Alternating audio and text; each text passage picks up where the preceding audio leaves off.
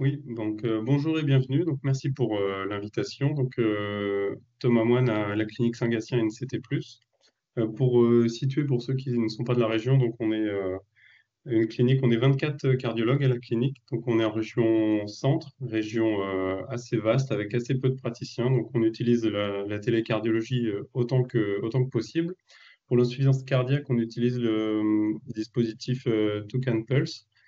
Donc la présentation de ce soir, ça concerne des situations cliniques intéressantes qui sont soit des événements nouveaux dans la vie du patient, soit des facteurs favorisant la décompensation cardiaque. Donc pas de conflit d'intérêt à signaler. Pour se familiariser avec l'interface web du Toucan Pulse, on a ici la page classique d'un patient avec un affichage en diagramme en barre. Tout en haut, on a la saturation. Au milieu, on a la fréquence cardiaque. Et enfin, on a le poids. On peut faire varier l'échelle de mesure et puis on peut faire varier l'échelle de temps également. On peut zoomer, on peut élargir comme on veut. On peut afficher les mesures en courbe. Là, j'ai fait le choix d'histogramme en barre. Les alarmes, donc on a une alarme rouge sur des tachycardies supérieures à 110 et puis pour des désaturations inférieures à 90, des prises de poids importantes, 4 kg par rapport au poids de base. Sur des variables un peu moindres, on a des alarmes orange et vous verrez dans la présentation quelques mesures en gris. Ce sont des mesures incomplètes, le patient a réalisé qu'une ou deux des trois mesures. Voici un premier patient, un cas intéressant. Donc, c'est un homme de 77 ans, suivi pour insuffisance cardiaque à FEVG préservée, FA permanente, fermeture de l'auricule et BPCO. On a une alerte rouge qui correspond à une exacerbation de BPCO. On voit ici sur l'histogramme en barre, sur la saturation, que ce patient vit entre 90 et 95%. Et assez brutalement, le 30 septembre, voire même le 29, il présente une désaturation isolée, sans tachycardie ni prise de poids. Donc là, bien sûr, attention sur la tachycardie s'il y a un usage de bêta-2 mimétique tachycardisant. Donc le patient nous appelle, on l'informe, lui et son entourage, de la gravité de la situation et on lui conseille une admission dans un service d'urgence à proximité du domicile. Donc par rapport à ça, il est pris en charge et bénéficie d'un traitement, notamment un traitement par augmentin. Et ce qui est intéressant chez lui, c'est qu'on peut suivre une perte de poids en lien avec une diarrhée post-antibiotique, avec quelques jours de décalage, et ensuite il reprend son poids normal. Et du fait d'une reprise tranquille de poids, il n'y a pas d'alarme qui se déclenche à ce moment-là. Autre patient, pneumopathie infectieuse, donc patient de 86 ans, FEVG 20%, antécédent de TAVI et de défibrillateur. On voit que ce patient a une saturation qui n'est pas optimale au fil de l'eau. Néanmoins, il sature à peu près à 95% ici sur le diagramme en barre, et désaturation brutale isolée, sévère, on n'est pas loin des 85%. Donc là, on lui conseille une admission aux urgences, notamment médiée par le SAMU. Il faut signaler que le dispositif de télésuivi nous a permis de dépister pas mal de Covid durant la période grave de la pandémie et encore à l'heure actuelle. Ça, c'était une aide assez importante quand on a des patients dyspnéiques au téléphone. Voici une présentation histogramme en barre par rapport au poids, une présentation à connaître auquel vous serez confronté. Ça, c'est tout bonnement un patient dialysé qui est stable, en l'occurrence une femme de 74 ans suivie pour insuffisance cardiaque à FEVG préservée et TAVI. On voit une variation importante et très nette de poids tous les 2 ou 3 jours. Donc là-dessus, on se fiera à l'examen clinique, soit de l'entourage, ou soit des infirmières de dialyse, ou sinon à la saturation. Ça, c'est un aspect qu'on peut retrouver assez facilement. Tous les cas que j'ai pris sont des patients que nous suivons, et notamment des cas assez récents, notamment celui-là du début du mois. Un événement important lors du télésuivi, donc on a une masse importante de données qu'on reçoit tous les jours via les très très nombreux patients qui sont suivis. Et là-dedans, il faut dépister vraiment les cas significatifs. Et la fibrillation atriale en fait partie. On sait que, bien sûr, c'est un tournant dans toute cardiopathie. On a ici un patient de 78 ans, dysfonction VG 45% à coronaire saine et IRM sans particularité. Il nous appelle pour un voyant rouge, une alerte rouge qui s'est déclenchée. Il déclare une asthénie depuis 5 jours. On a ici un histogramme sur la fréquence cardiaque. On voit que ce patient vit habituellement entre 60 et 70 BPM le matin quand il prend ses constantes. Et là, depuis 3 jours, il présente une tachycardie entre 100 et 140 BPM. On voit que cette tachycardie est franchement irrégulière à plusieurs jours d'écart. Donc c'est un patient qu'on va convoquer le jour même si possible, ou sinon via les urgences cardiaques pour mettre en place un anticoagulant, parce que par définition, tous les patients qu'on suit, quasiment en totalité, nécessitent une anticoagulation dès l'arrivée de l'AFA. Autre cas de fibrillation atriale, ça c'était la semaine dernière.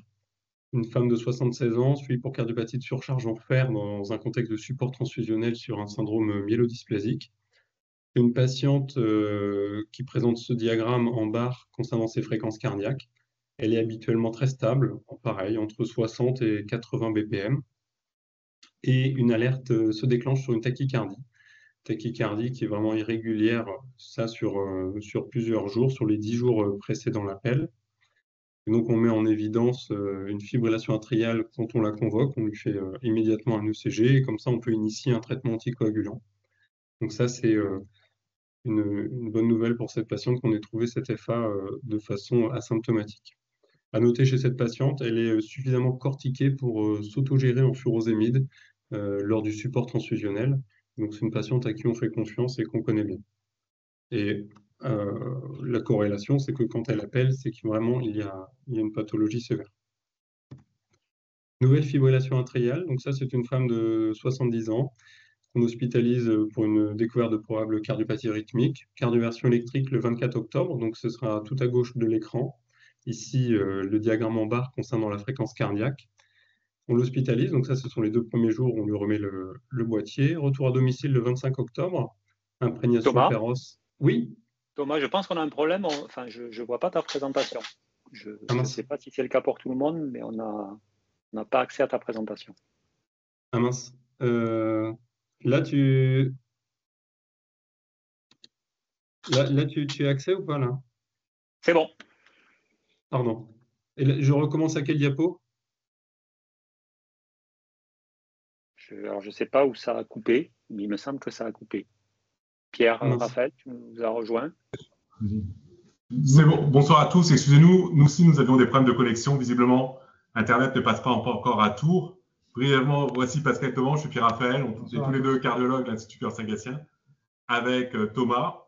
Je crois que les images passaient bien. Donc Thomas reprend Très bien. où Désolé, merci.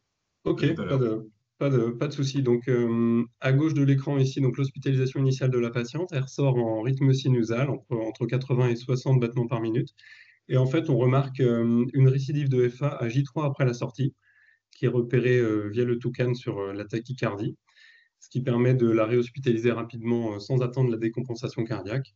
On a ici l'hospitalisation avec les 3 jours sans mesure, et puis ensuite elle est de nouveau sinusale, et ensuite elle mène une vie normale en sinusale avec une fréquence correcte. Encore un autre cas de fibrillation atriale pour vous montrer quel aspect ça peut prendre en télésuivi. Donc, femme de 83 ans, insuffisance cardiaque FEVG préservée et antécédent de TAVI. On a une alerte sur une tachycardie. Et quand on regarde les valeurs, on s'aperçoit qu'il y a plusieurs tachycardies de repos inappropriées. Donc, la patiente est convoquée et un ECG est réalisé immédiatement. Un autre cas en rapport avec une fibrillation atriale, ça c'était intéressant. C'est un patient qui a bénéficié d'une ablation d'FA, 73 ans. Et lors du retour au domicile, il prend rapidement du poids de façon significative. Donc ici, le diagramme en barre concernant le poids, et je vous ai mis les valeurs brutes à côté. On voit que ce patient vit à 85 kg et dans les jours suivants, il est à 88. Donc on le reconvoque et le contrôle d'échographie retrouve un petit épanchement péricardique. Donc ça, c'est toujours intéressant pour le suivi du patient. Autre tachycardie et autre arythmie retrouvée, donc une femme de 80 ans, suivie pour cardiopathie ischémique, ablation de fibrillation atriale. Elle présente des palpitations, donc elle nous appelle au niveau des urgences cardiologiques dans la soirée. Là, c'était le 25 juillet vers 20 h.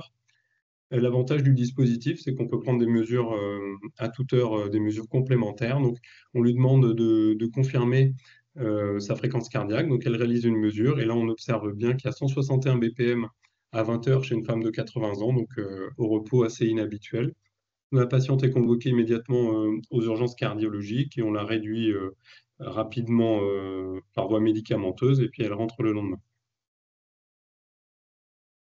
Un aspect de flotteur atrial intéressant à observer. Femme de 84 ans, insuffisance cardiaque FEVG préservée, cardiopathie rythmique.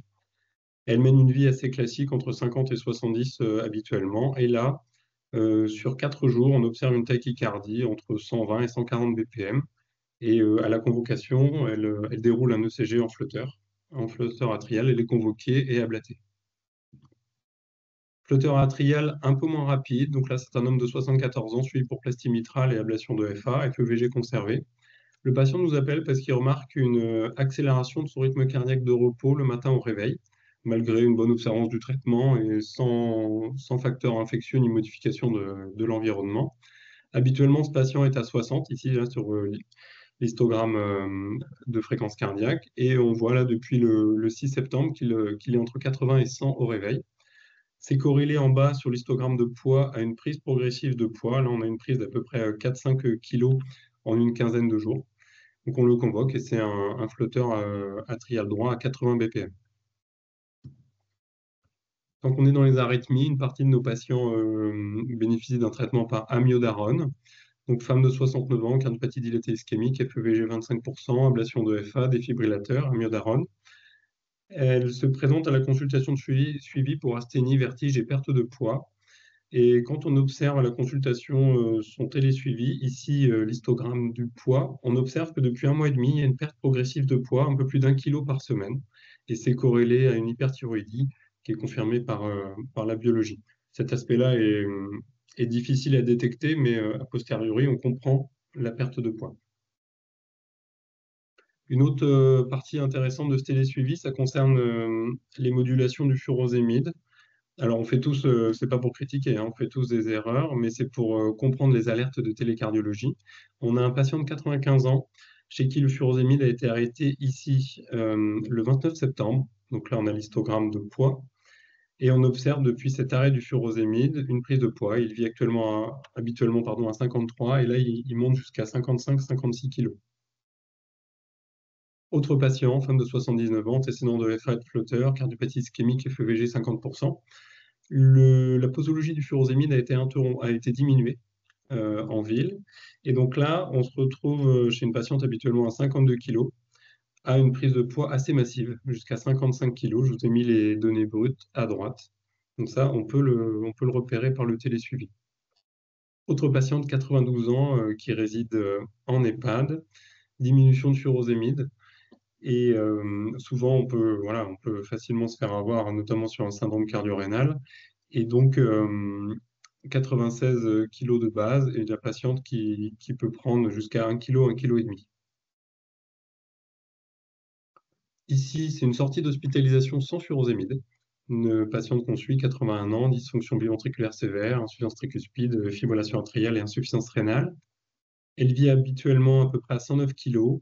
On a ici une hospitalisation qui n'est pas dans le service, durant lesquelles les mesures ne sont pas prises, donc c'est les 3 jours absents. Et on voit, suite à la sortie, une prise de poids continue et assez massive. On passe de 110 à 117 kg. Et en reprenant l'enquête, on s'aperçoit que le furosémide n'a pas été repris sur l'ordonnance de sortie, ce qui permet de rectifier le tir. Ici, c'est nous, c'est à la clinique, c'est un patient de 57 ans, insuffisance cardiaque et FEVG préservée, probable cardiopathie rythmique. On le prend pour ablation de fibrillation atriale. Donc ça se passe bien, le patient ne présente pas de complications immédiates. Il sort à J1 de l'ablation et on tente un sevrage en furosémide. Donc ça, c'est un échec, hein. Il passe de 131 à 136 kg. Donc ça permet de récupérer, entre guillemets, l'erreur. Autre cas, c'est une sortie de SSR. L'adaptation d'un homme de 64 ans dans les suites d'un remplacement valvulaire aortique et un remplacement de l'aorte ascendante.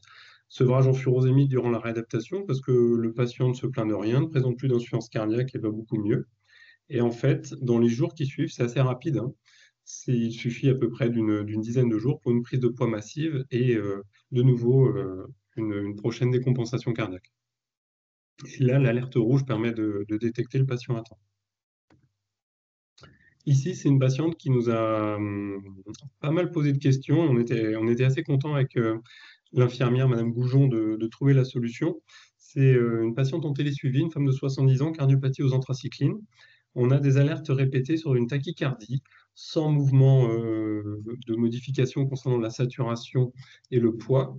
Et on ne comprend pas pourquoi, du jour au lendemain, cette patiente qui vit entre 70 et 90 est tachycarde à 110, 120 par minute. Et après une très longue enquête de l'infirmière, on se rend compte que le bisoprolol a été oublié dans le renouvellement d'ordonnance. Donc, on reprend du bisoprolol 5 mg sur l'ordonnance, et puis ensuite, elle reprend de façon habituelle une fréquence cardiaque normale. Ici, un petit peu plus grave, un patient de 73 ans qu'on suivait pour cardiopathie ischémique, TAVI mitral, FEVG 47%, fibrillation atriale et état de prédialyse. Il présente une alarme concernant la fréquence cardiaque. Et en fait, c'est un patient qui est en bradycardie sévère. Le bisoprolol a été interrompu quelques jours auparavant. Donc, on le convoque pour en savoir plus et fouiller un peu cette bradycardie inhabituelle. Et quand on le convoque le jour même, à l'arrivée en consultation, il présente un arrêt cardio-respiratoire. Et les premiers ECG retrouvent une torsade de pointe. Donc ça, c'est un patient qui a été récupéré. Donc on s'en souvient tous. Alors malheureusement, il est décédé d'une autre raison entre-temps, mais on lui a, dans un premier temps, sauvé la vie. Et le dernier patient, donc c'était un homme de 76 ans, cardiopathie ischémique, FEVG 25%, déjà porteur d'un défibrillateur, ablation de tachycardie ventriculaire durant l'été 2023. Et là, il nous appelle sur les urgences cardiologiques, c'était fin septembre de cette année, pour un malaise. C'est finalement sa compagne qui nous appelle et pas de changement de l'environnement. Donc on lui dit d'objectiver ses symptômes et d'objectiver en tout cas les constantes avec le télésuivi du Toucan. On se rend compte donc à 21h qu'il y a une tachycardie à 100 battements par minute au repos.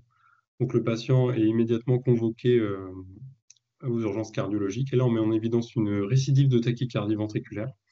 Donc le patient est hospitalisé et bénéficie d'une deuxième procédure d'ablation.